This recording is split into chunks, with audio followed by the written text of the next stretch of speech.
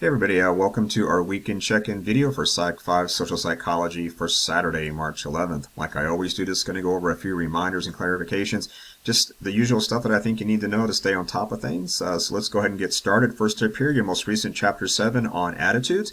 That quiz and discussion were due last evening there on Friday, so most of you got those in and told some great stories about how you felt on the discussion board there, how you felt there was a disconnect between your attitude and your behavior, and possible explanation or reason for that. So I did enjoy reading the details, so thank you for sharing those things.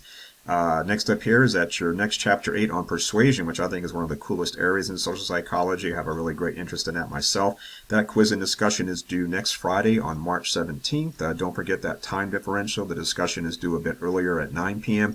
The quiz is due a bit later at 8 p.m. So do take a look there at that discussion and make sure you give yourself enough time to get that in there.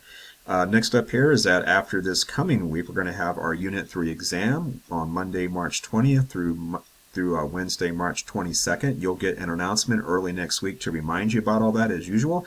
But don't forget to take a look at the study guide you'll find at the bottom of Unit 3 right above the link to the exam. As always, pay careful attention to those two areas on the study guide that are italicized with asterisks all around it.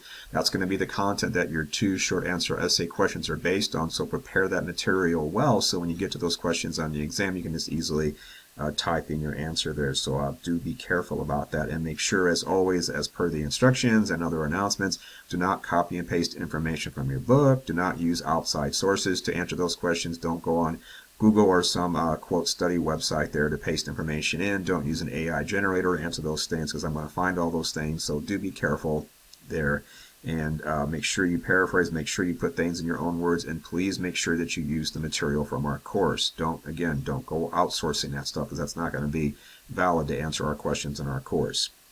That's pretty much, oh, and also don't forget too that you have your inquisitive assignments for Chapters 6, 7, and 8 due right before the exam opens up on Monday the 20th. So Sunday, March 19th by 11:59 p.m. you have to have those inquisitive chapter assignments done.